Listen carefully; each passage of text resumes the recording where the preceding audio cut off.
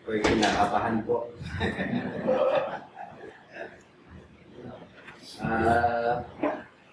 Mula kahapon po, narinig ko yung mga tinuturo.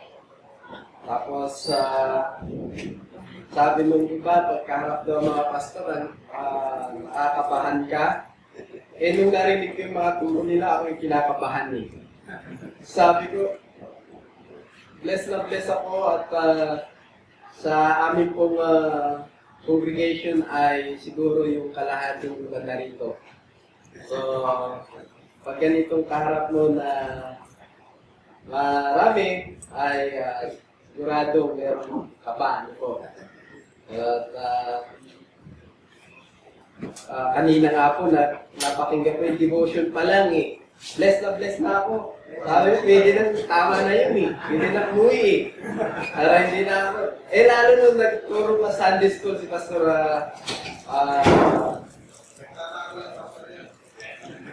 Pastor Rahel. Ito yung makita ko yung aking impreso. Okay. So,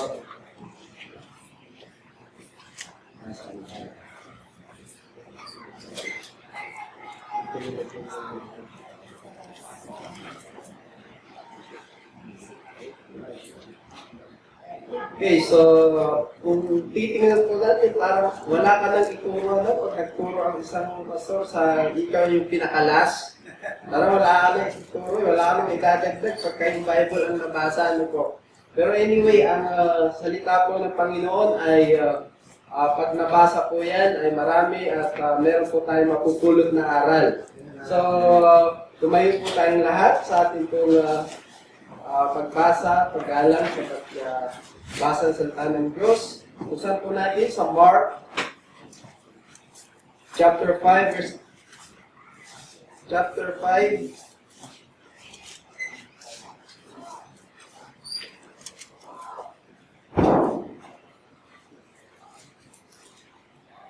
chapter 5 verse 18, 20. Tatlo po sana ang babasahin natin, pero mamaya na lang po yung iba. So, ito lang muna. Sa Mark chapter 5 verse 18 to 20.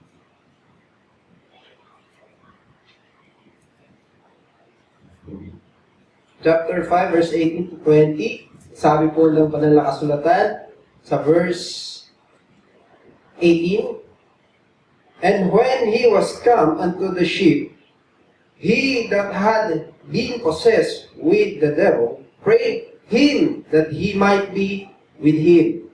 Howbeit Jesus suffered him not, but said unto him, Go home to thy friends, and tell them how great things the Lord hath done for thee, and hath had compassion on thee. Tayo po'y manalangin.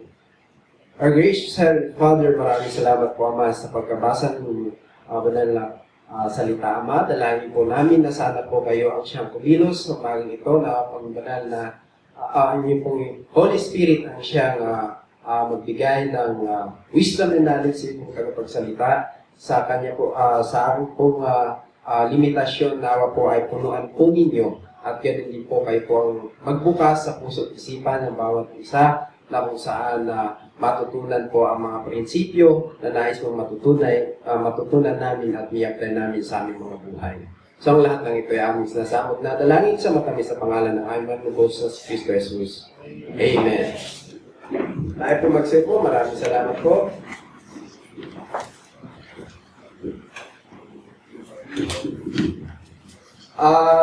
Bago po simulan ay nagkakilala po kami ni Pastor Taban way back 1996 sa Santa Rosa. So, siya po ay convert pa lang niya sa Sovereignty of God na kung saan siya po ang nag-introduce doon sa pastor na kung saan doon ako nag-a-attend. Sa mga hindi po nakakilala o nakakaalam kung saan po ang root ng aking pong pinanggalingan ay ako po ay galing sa FBI kung tawagin. Yung full-blooded Igorot. FBI po kami. So, ako ay galing pinanganak sa Ifugao at ako po ay mayroong kapatid nung araw na nasa Santa Rosa sa may Ciudad Grande at nais ko mag-aral sa Laguna. So, ako ay fresh graduate ng high school at ang aking pong church noon ay dito sa Baguio, sa Luacan Airport. At doon po ako nag-graduate. Pagka-graduate ko, ay na-save ako after siguro 2 years. Okay, 2 years na ako po ay hindi po makapasok sapagkat wala po kaming pagpapaaral. Isang araw, tinawagan ako ng kapatid ko. Sabi niya, so mag-aral sa college. Sabi ko, aba, maganda yan. Kaya ako pumunta sa Santa Rosa, Laguna at naghanap ako ng church na kung saan nais kong kumain ng pagkain spiritual at nakita ko yung church nila Pastor Taban. Sabi ko, laki nito, hindi ako mapapansin dito. Hindi ako magagamit dito. Kaya tumingin ako ng isang church na magsisimula at sabi niyang Laguna, si Pastor Kilas noon, na nahanap ko yung church niya. Walang, bubong lang yung kanilang church, tapos wala nang dingding. Tapos mga 5 yata o hanggang 7 yung attendance. Sabi, dito ako magagamit. So doon, sa madaling salita, ay introduce ni Pastor, hindi pa siya pastor noon, mga siguro 19 siguro, 19 years old, 18, mga ganun. So, ako naman din ay nasaan na, 16 yata or 17. So, kami po ay nagkita-kita noon at ni-introduce kay Pastor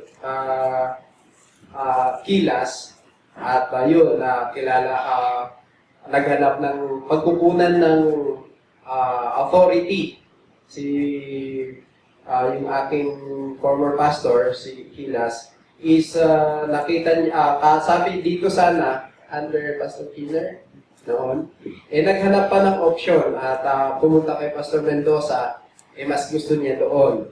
Pero pagkatapos ng makuha namin yung aming natawag na authority, ay nagkaroon ng problema ang Mother Church at na-involve ko yung aking pastor. At ako lamang po yung tumayo na naiwan doon. At sabi ko, Pastor Chito, pagka natuloy na mag-peace fellowship yung aking pastor, ililipat ako sa iyo. Sabi niya, hindi. Gagawin mo, kausapin mo yung mga membro at magkaroon tayo ng meeting. So yun po, nag-set up po ako. At pagkatapos ko set up at nagkaroon ng meeting, nawaan yung mga members. Pero nahati pa rin. Sa wala, siguro 7 kami, nahati pa yun eh. Ano yun? 4 doon sa katotohanan, 3 yata sa ano.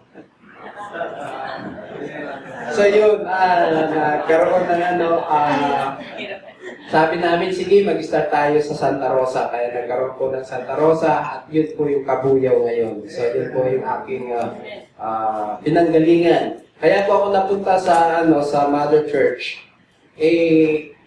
Nagpastor nun si Pastor Joel Antonio. So, sabi ko dito ka at ako ay pupunta sa Mother Church dahil natigil po. Isang semester lang ang pinasok ko. Wala na po ulit pambayad sa school. Kaya sabi ko mag-church worker ako. Hindi po dahil sa wala na akong magawa sa buhay. Kundi may trabaho ako noon sa Laguna. Sumasahod ako noon way back 1996 is 4,000 kinsinas katapusan. Pero sabi ko, gabi, umaga, panggabi, matutulog sa umaga, magtatrabaho sa gabi. Sabi ko, tatanda ako nito, walang ma-accomplish sa buhay. Hindi naman na dadagdagan, wala namang ibabang ko. Binabayad sa upa, binabayad sa saan. Sabi ko, gamitin ko na lang sarili ko sa paglilingkod sa Panginoon. So, ako ay pumunta at nagpa-undertrain kay Pastor Chito. Hindi po ako nag-Bible school.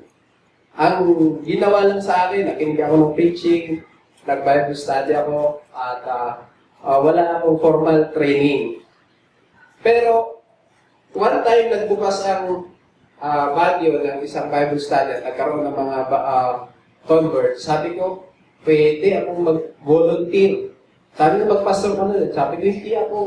Pwede, hindi ko kaya. Hindi ako material na pastor. Umawit nga sintunado. Hindi magsalita nga, hindi marunong mag-explain kung yung explanation lang na ako galing sa akin at wala akong Bible, malamang hindi nila ako maintindihan. So, hindi ko alam hanggat naging dumating yung time na namubunga yung gawain, may na-save, merong nababaptize, merong umaalis at pumupunta dito sa Mother Church. Sabi ko, tinawag ako Kasi, sabi ko ang goal ko lang nung 3 na ma-save na aking sa aking ministry na magpapatuloy. Pwede na akong mamatay, pwede na akong umuwi. Kasi yun lang kakayahan ko, liit lang ang kakayahan ko. Sabi ko, ito lang yung aking kaya sa buhay, yung kumbaga, pagsukatin ko yung aking kaalaman, sukatin ko yung pagkatao ko, yun lang ang pwede kong makaya, pero nadagdagan pa naman. At meron kaming attendance, minsan nagto-20 ngayon.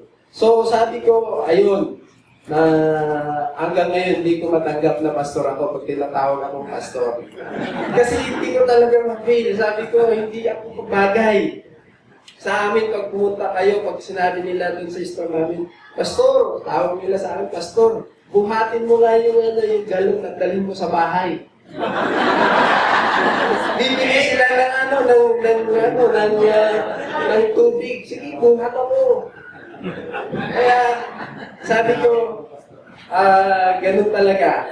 But anyway, tinanggal ko lang yung aking Tapa, wala na ako sabi. Ang title po ng ating message today is about telling the world about Jesus. Telling the world about Jesus. Sa ating pong binasa, ang background po nun ay yun dun sa gatherings. Yung isang tao na possessed ng legions, ng kanyang sarili, ng maraming devils, maraming demons sa kanyang katawan. At itong tao ito ay kinakatakutan sa lugar na yon. Walang pwedeng dumaan doon sapagkat siya ay napakalakas na tao. Siya ay isang extraordinary. Siguro kung hindi ko alam kung Hercules o ano. Kasi yung feeders, alam yung feeders, yung kahoy, tapos lagay mo yung kamay dito, saka yung sa leeg, tapos yung paa dito, tapos iaangka nilang ganun, para sigurado ikaw ay hindi makakawala. Pero pag kinabukasan, drug yun. Talagang sira. Hindi ko na po binabasa para hindi po natin maano yung ating oras, pero yun po yung background nun. At yung chain, alam mo yung chain na malalaki na bakal, na kaya pag tinali mo yun sa isang pwedeng train o anumang pwede niyang hilahin at hindi mapipigtas o 18-wheeler, pwedeng itali mo yun at hihilahin mo, hindi mapipigtas yun. Pero pag tinali sa kanya, pag kinabukasan, wala.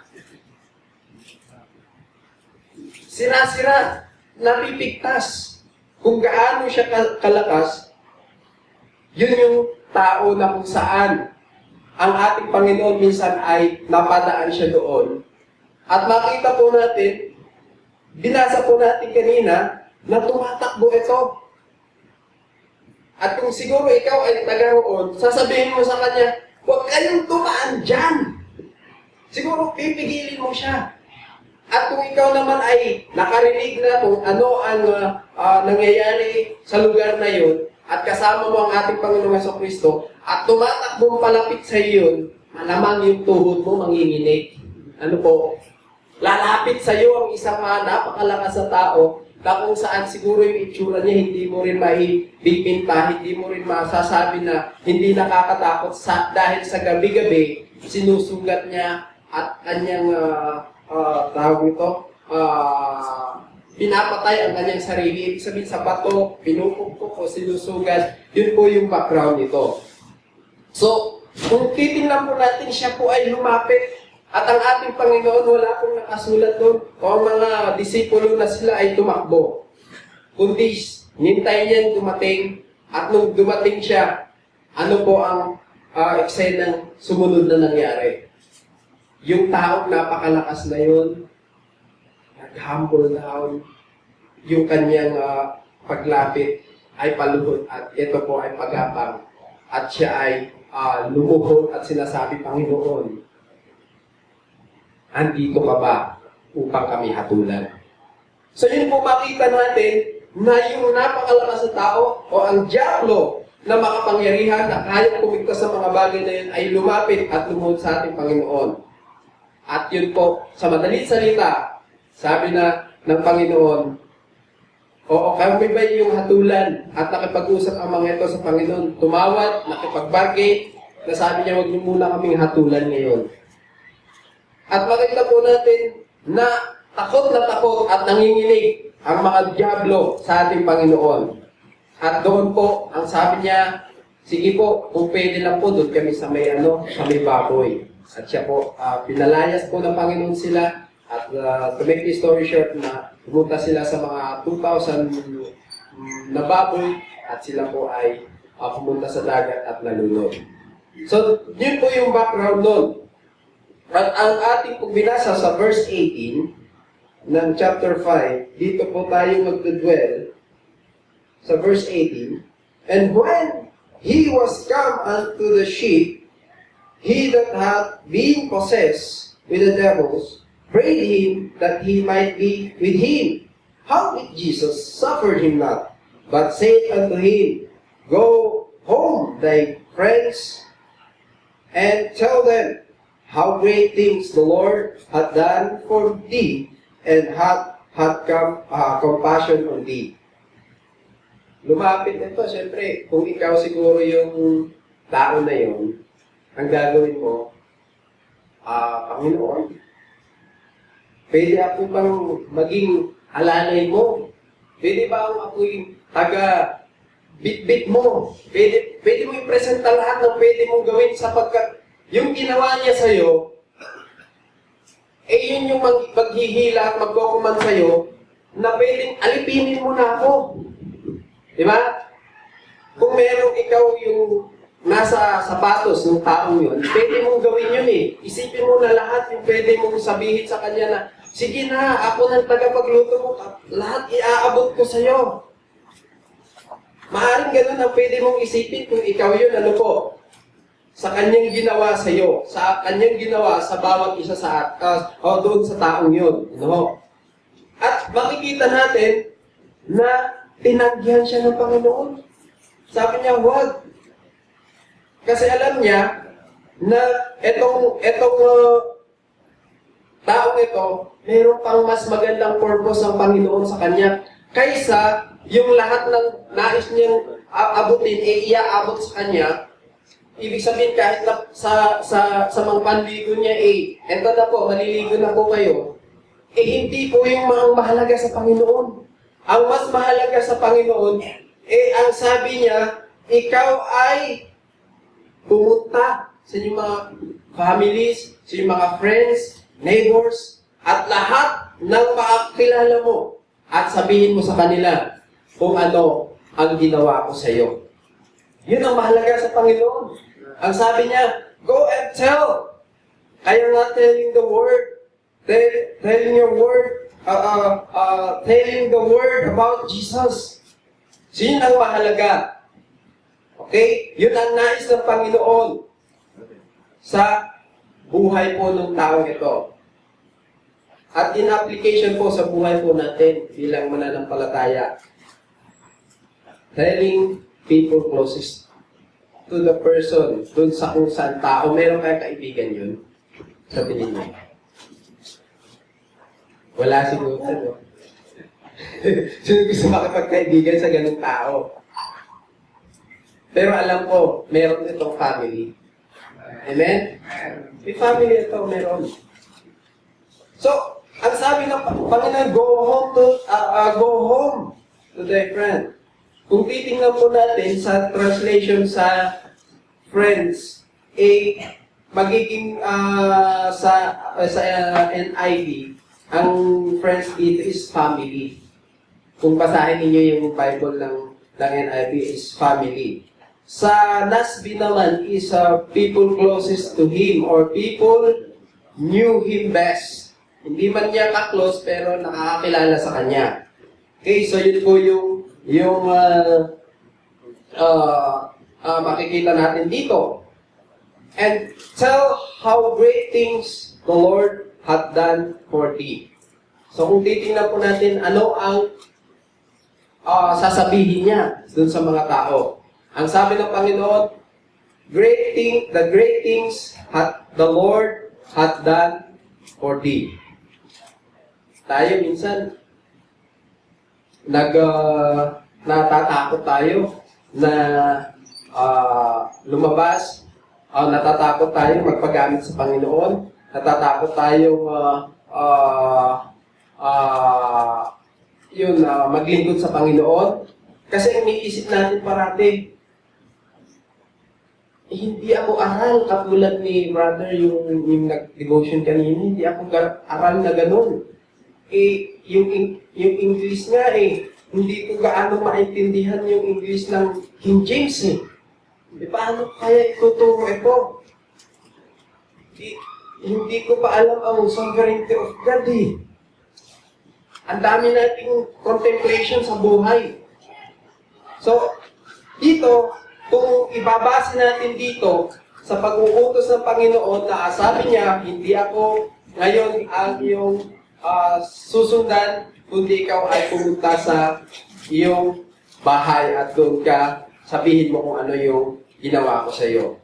So kung titingnan po natin, hindi kailangan ng training. Hindi ko naman sinasabi na hindi mahalaga ang training. Napakahalaga niyan. Pero sa dami natin ngayon, hindi naman lahat tayong miyembro sa isang church tinawag para pumunta sa Bible school o tinawag para mag-concentrate sa Bible. Kundi ilan-ilan lamang ang tinawag at binigyan ng pusong gano'n ng Panginoon, pero tayong lahat tinawag ng Panginoon, tayong lahat ay tinawag ng Panginoon para maging witness ng Panginoong Jesucristo. Hindi tayo tinawag lahat na maging missionaries na katulad ni Pastor Chito, ni Pastor Taban, hindi po. Kundi lahat po tayo ay witness. Tinawag o tayo po'y niligtas para maging witness ng ating Panginoong Jesucristo. Yun lamang po ang requirements. Wala nang iba. Hindi mo naisipin kung ikaw ang memoryado mo ang buong Exodus o memoryado mo ang 100 verses. No. Etong taong ito, kung babasahin po natin, siya po ay lumabas at yung Decapolis, nasabihan niya lahat, hindi lang yung family niya. Yung city ang ba yun? I think city yung Decapolis na yun. Basahin po ninyo sa pag-uwi ninyo. Nasabihan niya kung ano yung meron, kung ano yung nangyari sa kanya. So ito po yung problema natin. Anong ituturo natin? Anong sasabihin natin sa mga tao? Simple lang. Kung ano yung ginawa, kung anong experience natin na ginawa ng Panginoon sa ating buhay. Simple lang. Sabing, etong tao ito, sasabihin lang niya, kilala niyo po ba ako? Oo naman. Di ba ikaw yun? Oo, ako po yun. Nasabihin na nung tao. Ba't ang tinutulong mo ngayon? Alam niyo po ba, dahil sa Panginoong Jesucristo, pinalayas niya yung demon sa akin at ngayon kausap niya na ako ng matino. Kung titingnan po natin sa buhay natin, may time sa buhay natin na hindi natin maintindihan ang buhay natin. Pero bakit ngayon? Naging matino na tayong kausap. Naging matino na yung pag-iisip natin na hindi parating mukha ni Rizal na lang ang nasa isip natin. Di ba? Bakit ngayon yung mukha ni Rizal, dapat ialay pa natin sa ating Panginoon. Ano po, yung Diyos ng mga Rizalian, iniaalay natin sa Diyos natin. Amen? So, sasabihin lang natin, hindi na kailangan na pumunta ka pa sa, wait lang pastor, hindi mo na ako maglilingkod at ako ay mag-aaral hanggat ma-memorize ko, hanggat ano ko yung doctrine natin, lahat-lahat. Dito hindi naman, salamat. Hindi naman sinabi na ng Panginoon, huwag ka munang sumama sa akin, mag-aral ka muna. Kundi ang requirements ng Panginoon sa bawat nakakilala sa Kanya, ay kung ano yung na-experience siya nung nakilala niya ang Panginoon. Amen? Amen. Yun lang. Kung ikaw ay simpleng tao lang, ano ang gagawin mo? Meron tayo kanyang mundong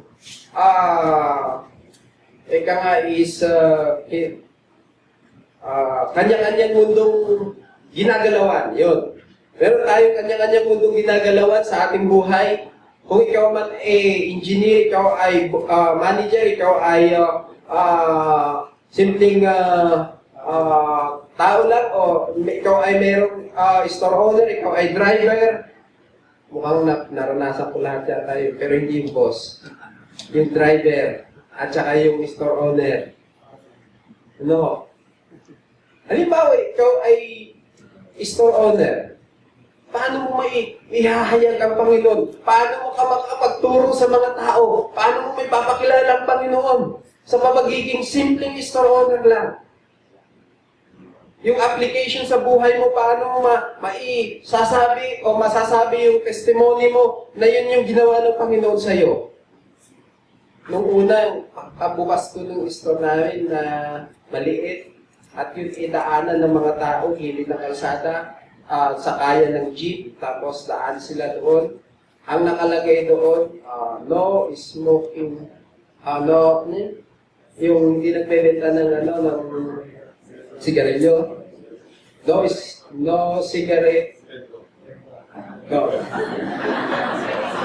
Paano nga ba yun? No selling cigarette. No selling cigarettes. Yun. Tapos nilagay ko. Kinabukasan na wala. Gumawa ulit ako, nilagay ko. Kasi parati silang nagtatanong eh. Sabi nila, meron po ba kayong sigarilyo? Wala po. Christian po kami. Parati. Hanggang dumating sa point na sabi nila, uy, pare, huwag ka nang pumunta dyan. Walang sigarilyo yung mga yan. Kristiyano yung mga yan. Naririnig mo na. Amen? Meron tayong mundong ginagalawan na pwede mo dadaan lang sila. Kilala na nila kung ano ka. Alam na nila kung sino ang Panginoon. Amen?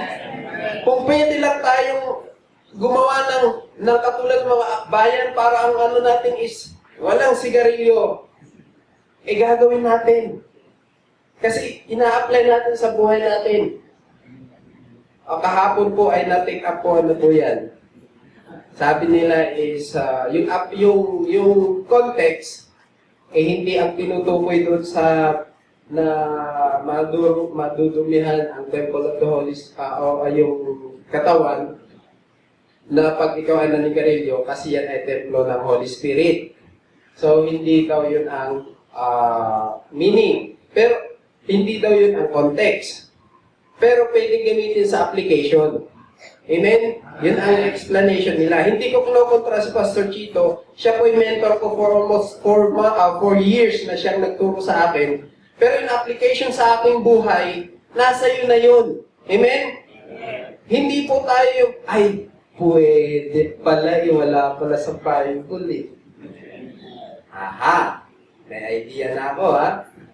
Pag mag-isa ako, o kaya wala si Brother Gilbert, pwede. Pwede. Hindi po ganun, amen? Hindi po yun ang context, pero in application, pwede yun. Bakit yung prodigal son, pwede mong,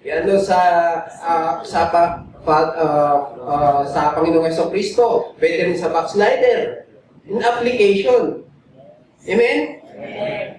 Sabi nila, napakaraming bawal. Wala pong bawal sa atin, pero more than bawal. Amen? Mas sobra sa bawal kasi sinabi pag bawal, pwedeng i-violate yun. Pero pag sobra sa bawal, hindi na pwede, never na. Amen? Yung uminom ka ng, sabi nila, gamot yun pwedeng uminom ng alak. Kung pwede, huwag na. Kasi nagsisimula yan sa isang patak. Diba, yung alak, pastor, masakit yung tiyan ko Sige. Pero namang dieters yan, kung ako ang kakatungan. So, sa atin, wag na. Kasi bakit po? I-example po natin ito, ano po? Sabi ni Brother Dodge, bakit yung membro mo, pastor, may nagnganga?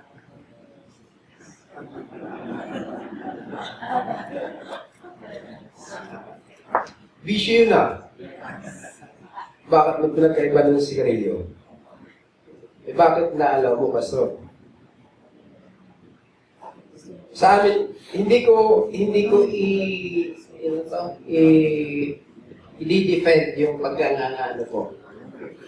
Sa amin, bilang isang guro, ang nganga is customary namin. Hindi ko rin sinasabi na hindi bisyo. Bisyo din yon.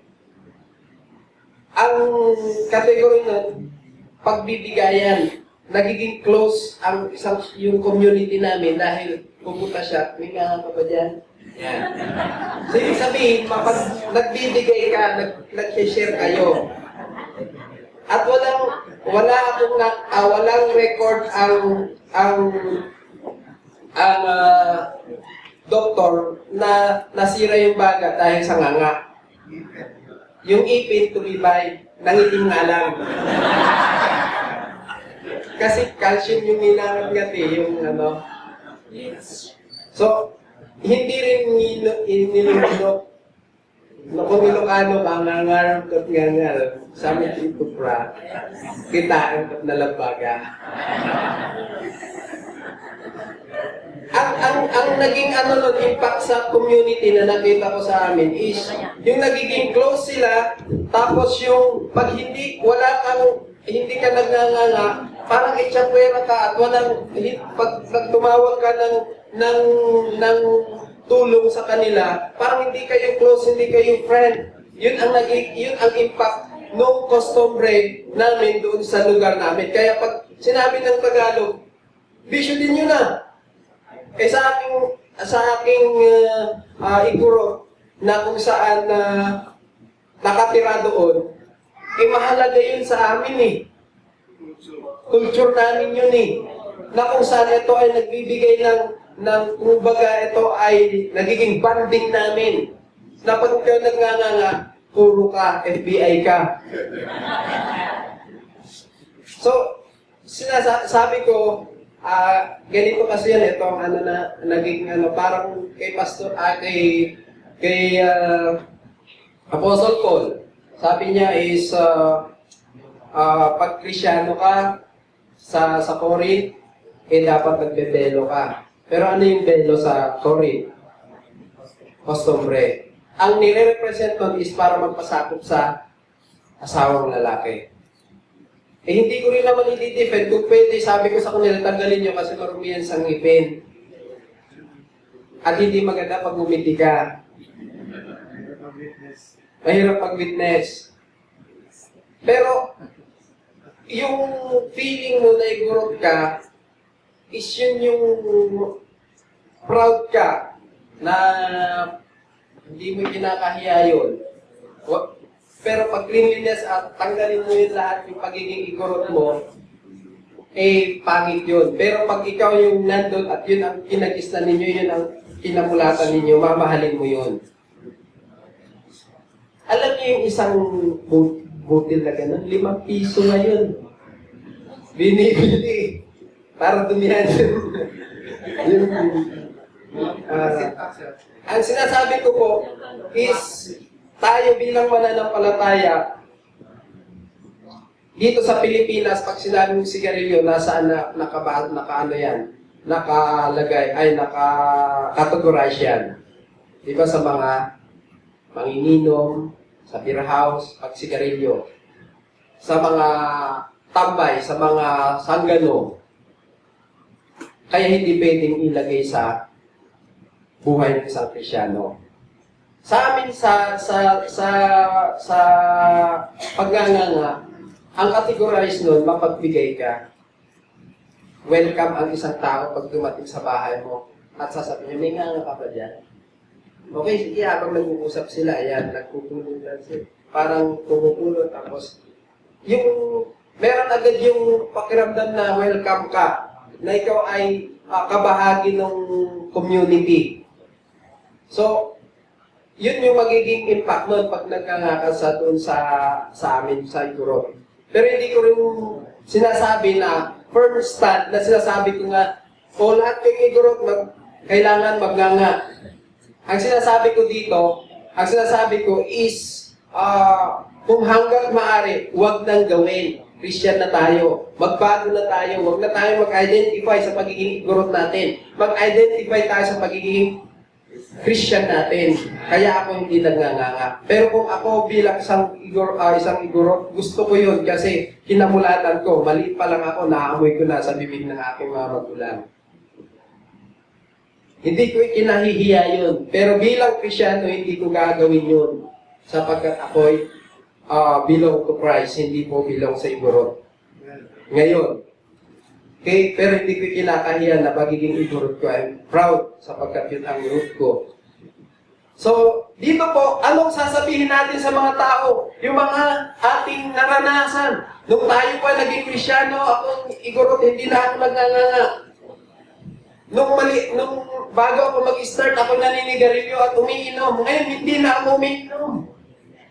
Hindi na. Nung bata ako umiinom na ako kanina ng alak. Hindi ako umiinom ng alak. So, tayo po bilang mananampalataya, ang sasabihin lang natin kung ano yung nararanasan natin at ang mga tao magiging curious. Yun nga lang, kung store at magsasabi na walang sigarilyo, lagi silang dumadaan at maririnig mo yun, ay mga Kristiyano yan, hindi nagbebenta ng alak at sigarilyo. Kilala nila ang Panginoon. Hindi tayo pwedeng mag-invento ng sasabihin natin. Kasi baka magiging katulad tayo ng mga Muslim, ano po? Bili ka. Tunay ito, tunay. Gold yan. Kahit ibabad mo pa sa suka, hindi mangingitim yan. Pag binili mo, binabad mo. Galit na galit ka dahil nangitim. Pagbalik mo, nangitim naman! Ay, Brad, swerte mo. Black gold yan. Nang-iimbento. Pero yung ating pong sasabihin sa mga tao, ang sasabihin natin, yung nangyayaring sa ating buhay. Amen? Ba't ka ganyan, Brad? Hindi ka na napapasama sa ating mga happenings. Diba? Yung mga ganong usapan, o kapatid, o kaibigan, bakit hindi ka na napapasama sa amin? Mula nung nakilala kang Panginoong Jesucristo, ito na yung nangyari sa akin, hindi na ako masaya dyan. Sabihin natin kung ano yung nangyari. Bihira ko nang marinig na bihira. Hindi na kita naririnig. Dati mabulaklak yung bibig mo dati Pero ngayon, wala akong marinig. So, kung titingnan po natin, sabihin lang natin kung ano yung pang-araw-araw na binabago ng Panginoon sa buhay natin. Yun lang. In application sa ating buhay. Kanina nga nakikinig ako ng mga mula kahapon hanggang kanina kay Pastor Taban, sabi ko, sana ganito ako marunong mag-English. Sana ganun din ako. Pero, tama yun. Mag-aral tayo hanggang maging bihasa tayo sa salita ng Panginoon. Pero hindi hanggang doon lang. Hindi ko yung sinasabi na hanggang doon lang ang natutunan ng mga magagaling na nag-preach kahapon. Kundi in application sa ating buhay, sana nakikita. sana nararanasan natin, sana na-i-apply natin. Kung ikaw ay boss, hindi ka naka-pemewang at pagka merong tapos mamaya, ka dito, mag-Bible study tayo. Hindi po ba pag boss ka yung halimbawa is matanda na darating, empleyado mo, buhat-buhat niya, halos hindi niya maitaas. Boss ka, ang hina mo naman pa, dapat sana, tanggalin kita, papalitan na lang kita mas malakas Or mas maganda pag Krisyano ka, kukunin mo, tulungan na lang po kita, kahit sa hindi po kasi nahihiya yan, boss ka Pero hindi po, Christian po ako, hindi po ako boss. Amen? So yun po, doon po natin nakikita yung application. Marami tayong alam, pero pagdating doon sa mga application sa buhay natin, yung nararanasan natin sa Panginoon, yung tao ito, pakita lang siya, at kung ano ginawa ng Panginoon sa kanya, ang mga tao ay naniniwala sa Panginoong Jesucristo. Hindi man sila masave, pero believe sila. Makakarinig ka ng isang tao na magsasabi na, alam niyo yung tao niya, ganyan-ganyan lang yan, pero ang tino-tino ng buhay niya. Minsan makikita mo, simple lang sa amin ang hanap buhay. Pag nakita ng malaking bato, pera na yan. Pag nakita ng napakalaking bato, maya-maya yan, pag nakita mo, hati-hati na yan. May darating na earth niya, karga na yan. Yun ang buhay nila. Pag nakita mo yung mga tao sa amin, kasi maraming bato sa Baguio. Ang sinasabi ko dito, tayo bilang mananampalataya, yung pinaka-importante sa atin ay yung araw-araw na ginagawa natin. Kung ikaw ay tindera ng nakikilo, pag nakita mo, ikikilo mo yung bibilhin nila, medyo kulang, dagdagan mo. Nagtitinda ako ng saging Hindi ko hinihinayang yung medyo kulang. Mas okay na ako yung magbigay ng sobra kaysa ako yung kumukuha, babayaran nila medyo kulang yung timbang. So, may mga bumibili sa amin, ba't ikaw? Kahit sobra, hindi ka na malulugi niyan. Sabi ko, tinatya ko naman po na hindi ako malugi. Pero hindi ko rin po hahayaan na kayo ang malugi. Pag maya-maya, bakit sa akin kayo bumibili? Kasi hindi po kayo nang lalamang. Hindi ko po tinataas yung aking sarili, kundi sinasabi ko lang kung ano yung nangyayari sa akin. Ba't hindi naman ako ito dati? Gusto ko malamang Kung pwede nga lang may technician na papababae na kahit 1 kilo pag kinilo mo sa tama, nagiging 3/4 na lang Nung araw yun, gusto ko yun para kumita, pero ngayon, hindi ako makakatulog doon. People telling closest to us, yun yung mga sasabihin natin. Jesus suffered him not. Not every Christian called. Ayan po yung sinasabi ko kanina. Kaya siya pinagbawalan dahil hindi lahat ay maging missionary. Kundi ang sinasabi ng Panginoon, kayo ay witness kasi. Nakita nyo at ano yung ginawa ko sa inyo, yun ang sasabihin nyo sa ibang tao. And then, telling the word is dito po sa Matthew chapter 28.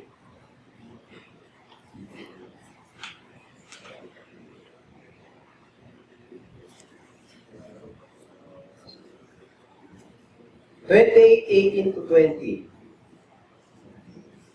Hanggang anong oras po ako?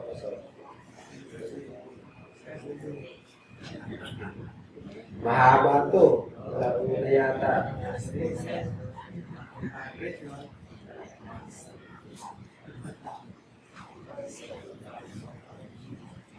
Verse 20.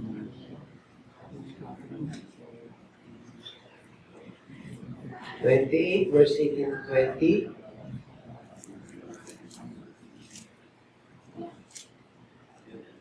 Sabi sa verse 18 ng chapter 28 hanggang 20, And Jesus came and spake unto them, saying, All power is given unto me in heaven and earth.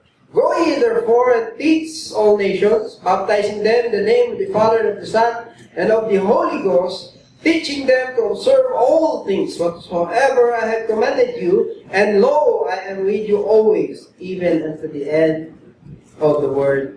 Amen. Telling the word, all power is given unto me.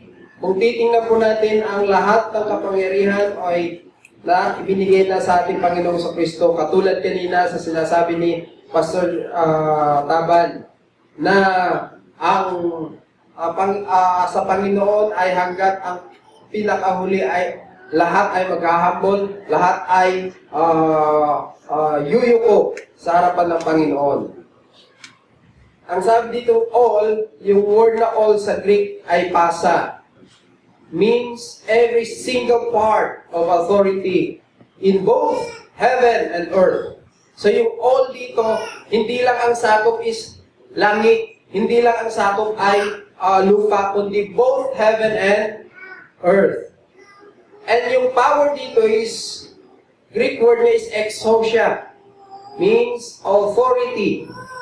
Jesus declares that He is sovereign in the universe. So yun po yung makikita natin that all power is given unto me in heaven and earth. In telling the word, in telling Jesus, ay wala po na tayong ikakatakot. Hindi na po tayo matatakot na ipapamahagi o sasabihin kung sino yung ating ipinapangaral, iniyaaral o ano pa ba? Inihahayag. Yan ang tama. Inihahayag sa kanila. So, kung titingnan po natin, go ye therefore, kung ay yung isang version ng kaparati nating na napapakinggan is a command. Go ye therefore. Ang laging nating pinupukpok, tama po yun. Pero meron pa pong application sa English na ang sabi dito sa version na go means an imperative or a command. Maintindihan ito, pero sige na nga.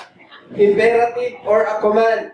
Yun po yung isang version ng English na nandito. Or sa Greek text na go, it is a participle going.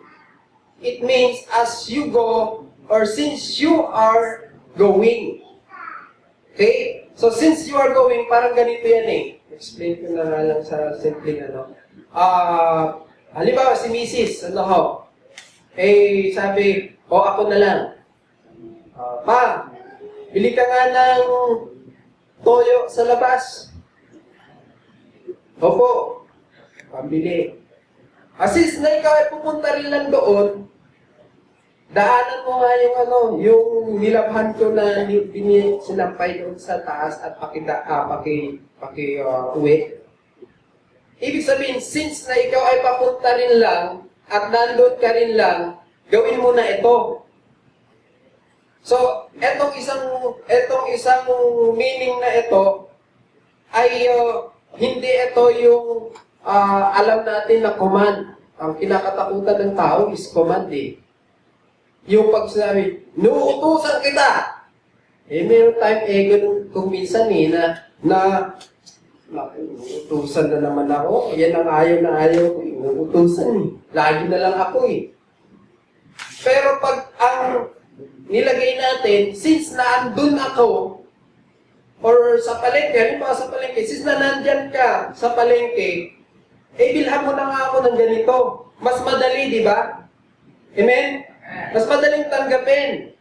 Hindi yung minsan ang nakalagay sa puso natin at isip natin parati is yung inuutusan ko kayo. Yung go you therefore. Lahat humayo.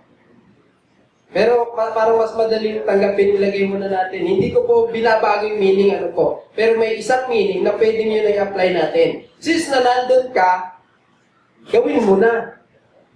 Ano pong makikita natin dito sa Go? Na ito, na since nandun ka, gawin mo na. Nasa office ka.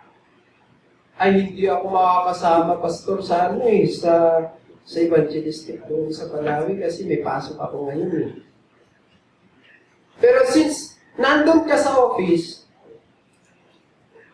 pwede bang magkwento ng iyong karanasan sa iyong mga ka-office mate na ikaw ay niligtas ng Panginoon? Since nandun ka at nagme-merienda kayo, halimbawa, pero hindi ka sumama doon sa evangelistic meeting, pwede po ba yun? Parehas ba yung nag-evangelistic at since yung nandun ka sa office at nagme-merienda kayo at ang kwentuhan ay si Piolo, binago mo, ang kwento mo ay yung sinasabi ng Panginoon, mag-witness ka sa akin, sabihin mo kung ano yung karanasan mo nung nakilala mo ako. Di ba parehas yata yun eh, no? Na ikaw ay kasama sa evangelistic, since na nandun ka sa office, eh, kunikwento mo kung anong ginawa ng Panginoon sa'yo. Estudyante ka, doon sa school. Since na hindi ka makasama dahil ikaw ay nagpapasok sa school, pwede naman siguro sa recess. Amen? Imbis na kwentuhan yung nalalapit na wedding ni Dingdong at saka ni Marian, ano? Yung mga estudyante, pwede. Parang nakasama ka rin sa tuwing lalabas ang mga evangelize. Amen? Since nandun ka, yun yung mundo mo eh. Hindi sinabi ng Panginoon doon sa tao na tinanggal yung, nawala yung demons possess niya na, sige, sumama ka sa akin at matuto ka muna at ganito ang gagawin mo. Kundi sabi niya, umuwi ka at sabihin mo na doon sa mga kaibigan mo at sa mga pamilya mo. Ano ikwento natin? Yung mga nararanasan natin sa buhay. Katulad yung pinento ni Pastor Taban na nangyari. Hindi ko naman laging kinikwento ito, kundi yun ay isang karanasan sa buhay natin na pwede natin i-testimony. Paket ako ngayon, pagbaba ko, preno, wala. Patay. Nasa isip ko, tumatakbo sa isip ko, mamaya hindi ko alam mamaya kung mangyari. Kasi puro bangin na dun eh. Bugbog na dito eh. At iisipin mo, nandun ka sa sitwasyon na wala kang choice. Kundi, kung hindi mo ibabangga, mas lalong bibilis kasi pababa yun. Ang mga paakyat doon, mga 30 minutes bago ka bababa. O paakyat doon bago ka bababa. Mga ganong kahahabang mga sa Ampuklaw Road. So, yung nangyari, ibinangga ko, pagkabangga ko ganyan, nakita ko umangat ng gusto yung jeep, tapos bumalibag sa kalsada. Tapos pagkatapos nun, sarili ko, wala naman tugo. Nagwa-white na yung makina. Tinanggal ko yung mga tulong dito, mga saging, at ako yung makyat doon sa taas, at pinatay ko yung makina. Pagkatapos nun, nag-pray ako, sabi ko, Panginoon, etong mga nangyari sa akin, bago kasi mangyari yun, 5 months na natigil akong business sa saging dahil nabagyo sa Quirino na pinagkukunan namin. At hintayin ulit tumubo. Eh, syempre, naubos ang puhunan. Manghihirap para sa puhunan. So, second time ko yun na ipaikot yung pera na hirap ko. Sabi ko, ano gagawin ko dito? Pero alam niyo yung nangyari, ang Panginoon hindi siya nagpapabaya at doon mo ma-appreciate ang Panginoon na hindi maipaliwanag pag hindi mo naranasan.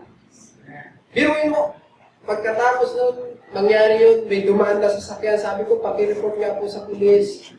Medyo malayo yung bayan eh. Ni-report sa pulis, pumunta yung mga pulis, binantayan nila ako. Nilagyan nila ng ilaw, pagkabilaan.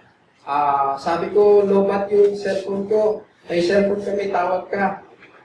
Tumawag ako, ang mga membro naman doon sa nag-respond sila, nag-hanap sila ng jeep na Barkila. Dumating sila, alas 4. Pagkatapos ng alas 4, sabi ko pa, pagkatapos namin makuha yung laman niya at i-transfer sa jeep, ano babangunin ito? Kahit 20 katao, mahirap eh. Pero bago umalis yung mga pulis, sabi nila, huwag kang mag-alala sir, may darating mamaya na magtutulong sa iyo. Pagdating is payloader. Ang payloader, pag binabayaran mo yan per oras, 2,000 per oras.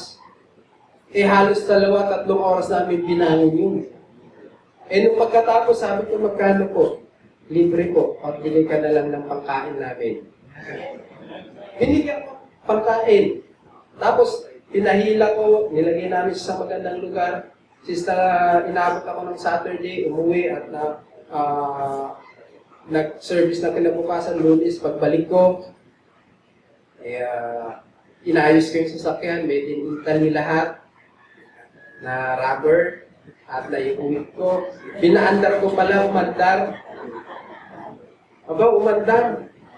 Tapos, inayos ko yung preno, ang kulang lang pala doon, yung pyesa ng maglalak doon sa push rod para magkaroon ng preno. Yung push rod tumulong pabalik dahil walang lock na tornilyo dito. Bagong-bago yun.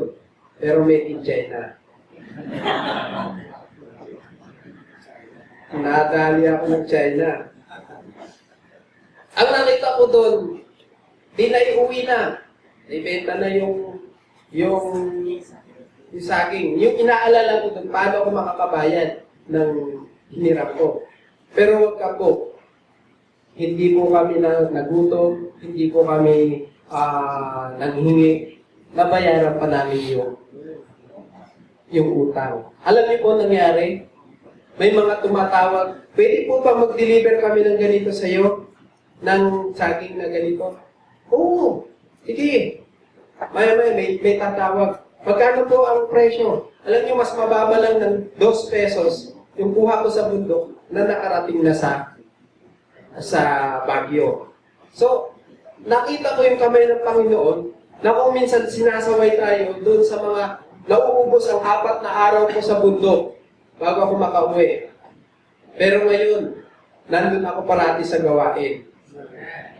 So, yung kamay ng Panginoon, huwag tayo magalit pagka minsan dumadaan tayo sa ganung sitwasyon. Huwag tayong magalit. Tingnan natin yung ginagawa ng Panginoon sa buhay natin at doon natin lalong mahalin at lumapit at makita natin na ikaw talaga ang Diyos.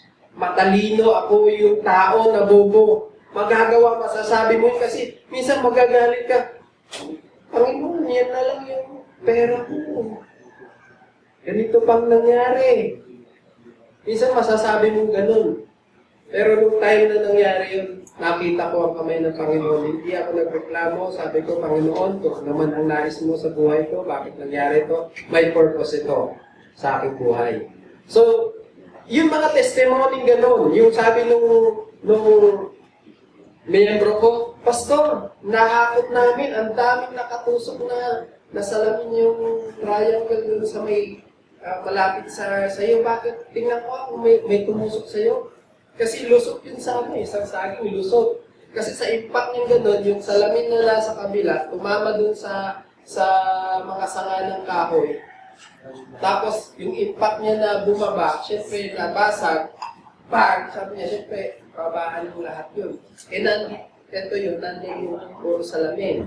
So, hindi ko po sinasabi na tayo po lagi ay nais nating mangyari sa buhay natin yun. Kundi, ang sinasabi po natin dito, yung mga ginagawang maliit, kaparehas pa rin noon sa buhay natin. Huwag nating hintayin na umabot tayo sa ganun. Pastor kasi ako nauubos ang 4 na araw ko sa bundok eh. Di ba? Alam kong mali yun, pero dahil gusto kong mabuhay kami. Pero kung hinayaan ko sana na doon lang ako, magpapadala ng Panginoon na magsusupply ng saging. Amen? Minsan nais natin yung sarili natin. Ako, sabi ko sa sarili, ko, ikaw kasi, gusto mong patunayan na magaling ka.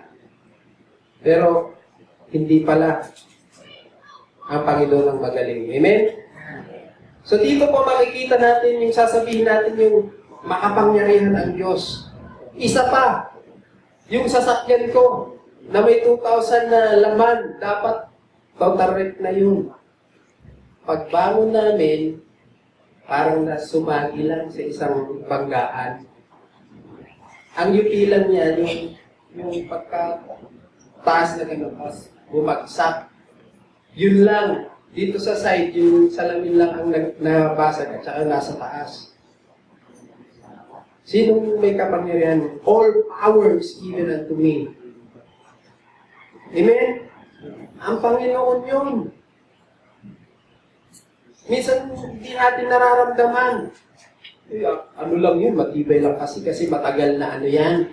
Matagal na nagawa yan, luma yan yung matitibay na na mga bakal. Kahit matibay yan, kung 2,000 naman ang laman niya. At bumulusok, mga halos 1 minutong tumatakbo ako bago ko binangga.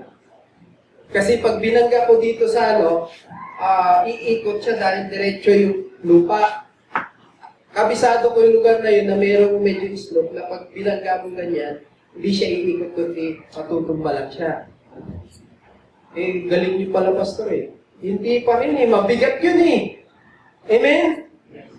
So, sinasabi ko dito, hindi ko pa kinukumbinsi na bawat isa sa atin na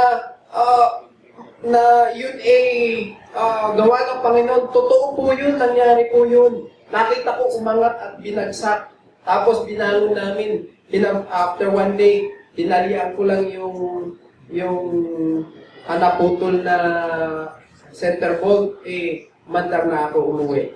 Hindi ko dinala sa shop, hindi rin ako dinala sa hospital. Ang kwento nung nagbangon nung nakaraang linggo, may ganitong nangyari. Pero ito, nagtataka kami. Parang nasagi lang. Lahat yun dinala sa hospital. Yung sasakyan, total wreck. Wala pang laman yun. Pero ito may laman. Sila yung nagkwento. Hindi ko ginagawa kundi yung mga tao ang nagsasalita.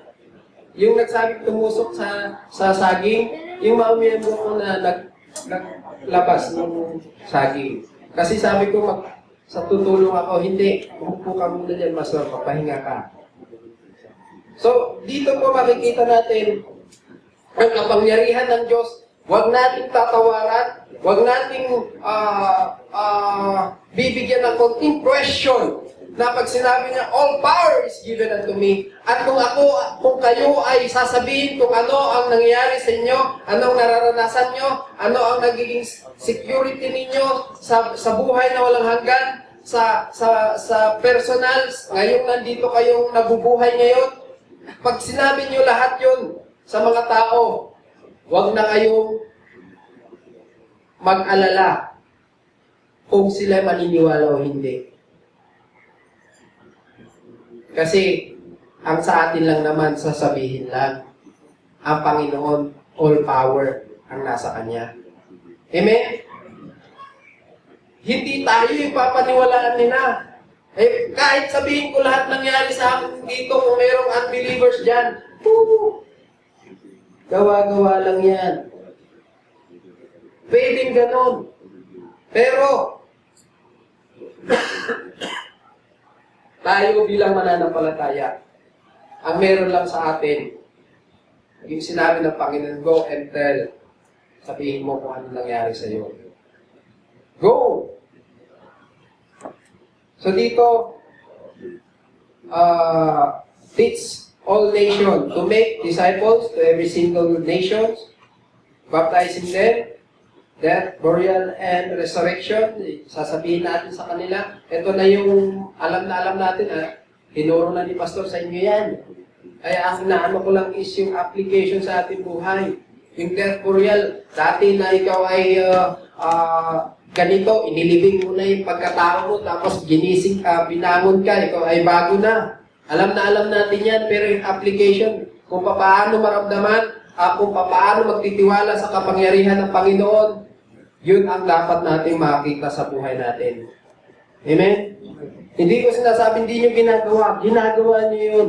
Pero mas lalo natin pagtitibayin, mas lalo natin gagawin, mas lalo natin gaganahan sapagkat alam natin that God is all-powerful sa lahat ng Kanya pong iniutos sa atin.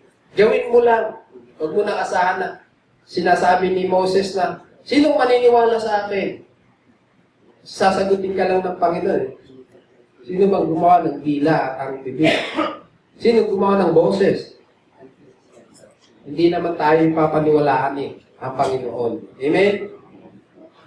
So, lastly, yes. Final. 3 John.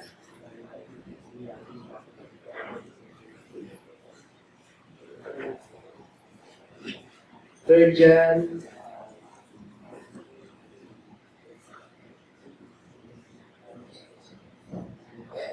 Parang wala pala kung ano mga sinabi ko. Ganito ko lang pagka-aksidente ko. 3 John chapter 5. 3 John chapter 5 verse 8. Ang sabi po dito, 3 John chapter 5. 3 John, wala pong chapter, isa lang po.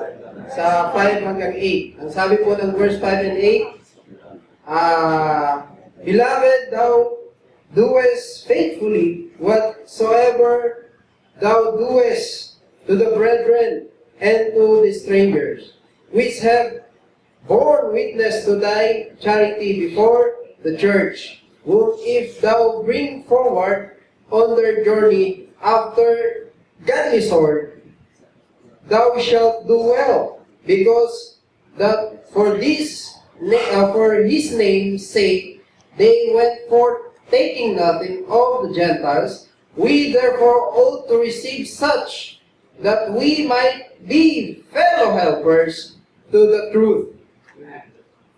Ito po ay si Gaius or anong pronunciation nito, na kung saan membro po ng isang gawain na hindi katulad ni isa si saan pangalan?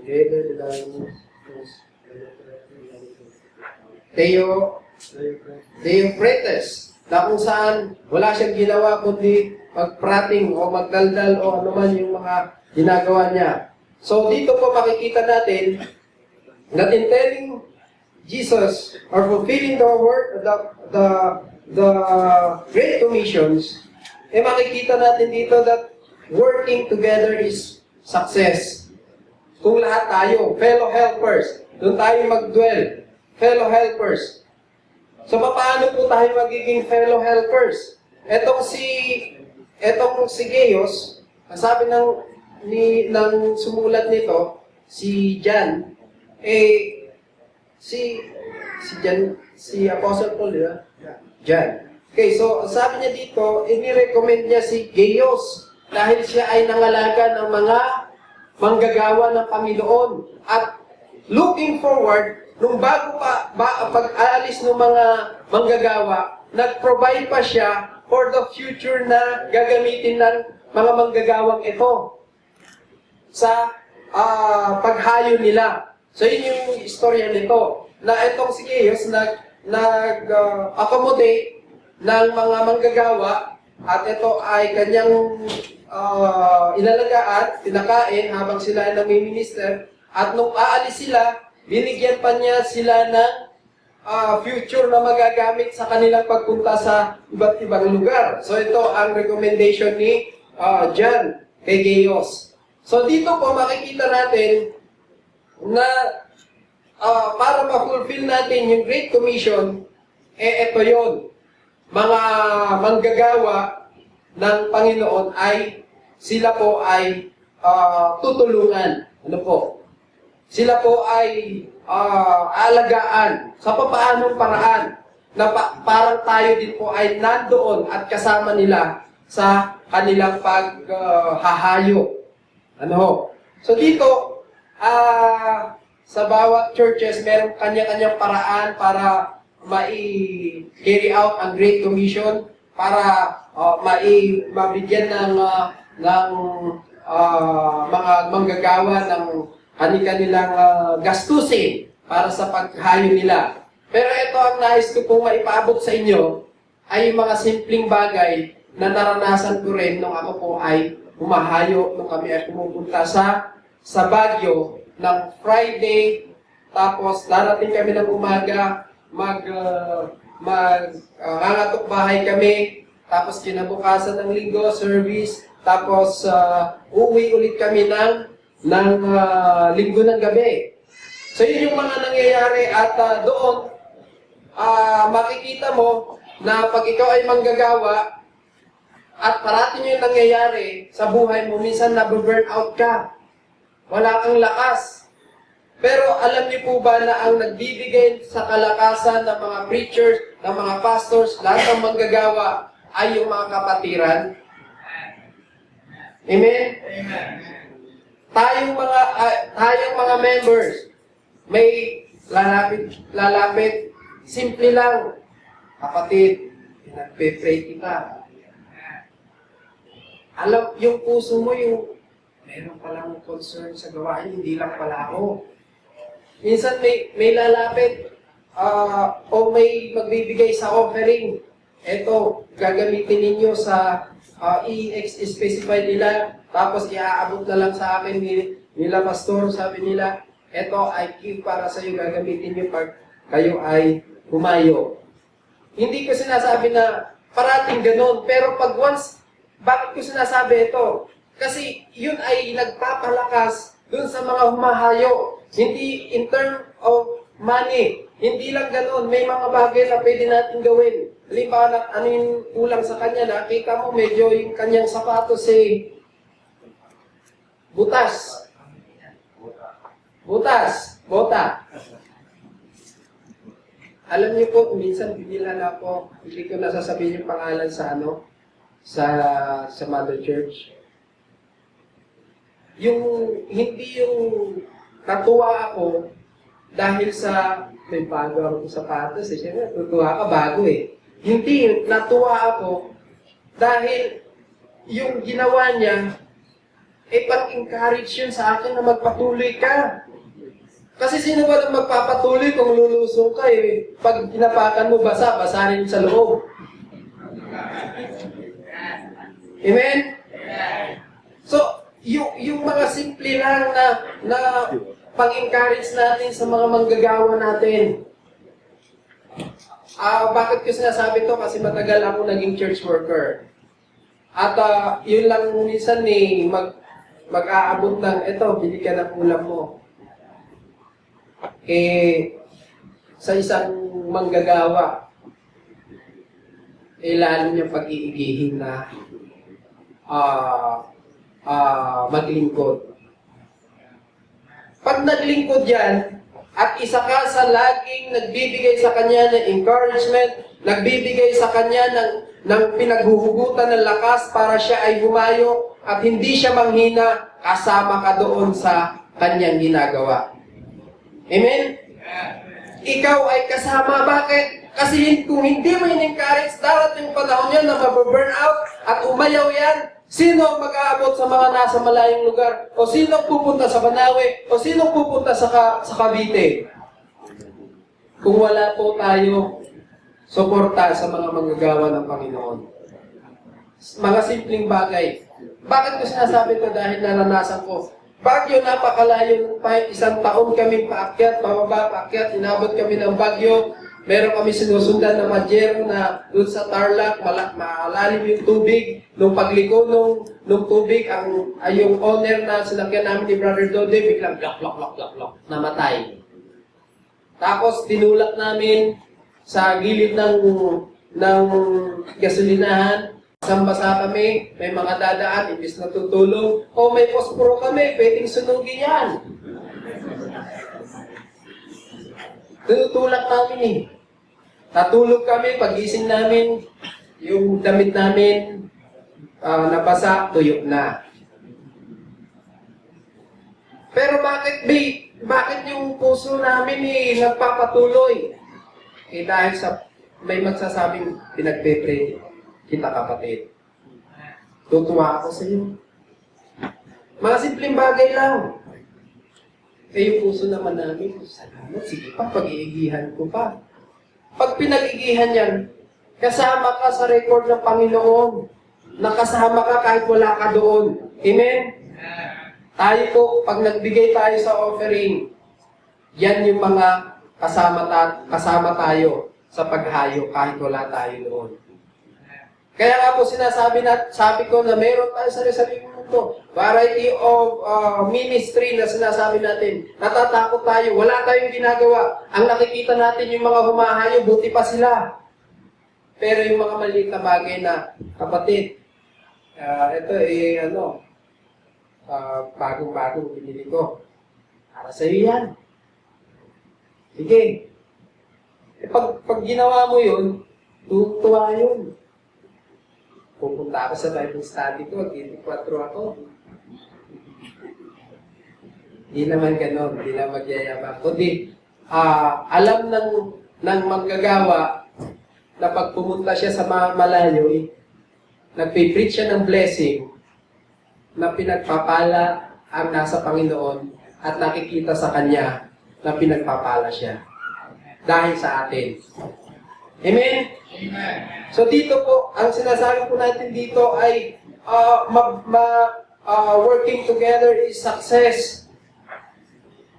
Katulad ni Gaius, kaya nga sabi ni John dito, beloved, pinakamamahal ko. In conclusion, pag ginawa po natin lahat yun, tayo po ay number 1. Tayong lahat ay tinawag. Every Christian is called of God to be missionary in technical sense, but every Christian is called to be witness to our family and friends. Since you are there, can you tell your word about Jesus? Since you are there, can you tell about Jesus? Every Christian should be missionary where or he or she is. Hindi po kailangan na tayo na yung front. Pwedeng nandun ka sa likod. Pero dahil mabigat yung tinutulak kung nasa front, malakas siya dahil nandun ka sa likod na alalayan mo. Amen? And I hope na nakatulong baba ang ating mensahe.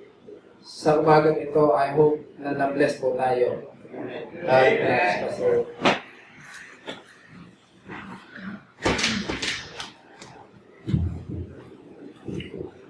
Salamat, Mr. Belchor. Alam niyo po, hindi wala tayo pare-pareho ng mga abilities, ano? Hindi lahat ay pare-pareho ng kakayanan na binigay ng Panginoon. Pero hindi ho po bumalik pala yung ating natutunan, you feel incapacitated para bang wala ka ng magagawa. Hindi ho dapat tayo na-intimidate na hindi pa siguro ako magiging kagamit-gamit kasi wala pa ako masyadong alam. Alam niyo po, sabi kasabihan na the greatest ability is your availability. Even if you are able, but if you are not available, medyo pa yung konti lang ang ability, pero pinagamit niya sa Panginoon. At huwag natin iskulin yung maliit na bagay. Sabi nga isang awitin, little is much when it is in the Master's hands.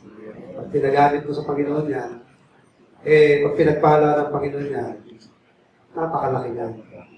Do not despise the small things. The Lord started small, like the small stone that struck the foot of the giant Colossus.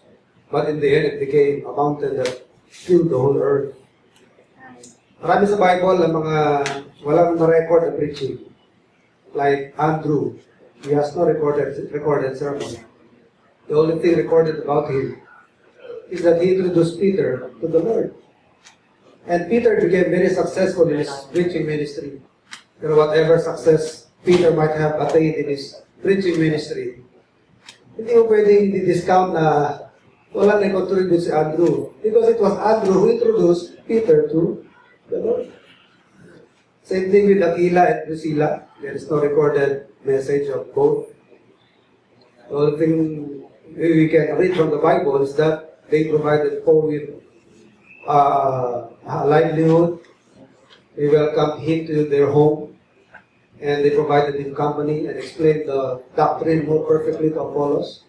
Kaya kung anong success ni Apollos, ano man naging success ni Paul sa kanyang ministry, hindi mo pwedeng sabihin na walang contribution. Si Priscilla and Aquila, although they just prepared the biscuit habang nagdodoktrine na si Paul, at saka si Aquila. So, ano man po ang maliit na meron tayo, ipagamit po natin sa Panginoon. Huwag tayo mag-intimidate na hindi pa ako pwede kasi wala pa ako masyadong alam. Maaari, at hindi rin tayo dapat nakukontento na hanggang doon na lang tayo. Dapat nagsusubikay na matuto. Pero it doesn't mean na konti pa lang alam mo, hindi ka pwedeng marami. You can use whatever small thing that you have already available. Pag pinagpala ng Panginoon yan, only time and eternity will tell what will be the effect, ano magiging result na yan. Yung mga ginawa ni Aquila, will be remembered in eternity.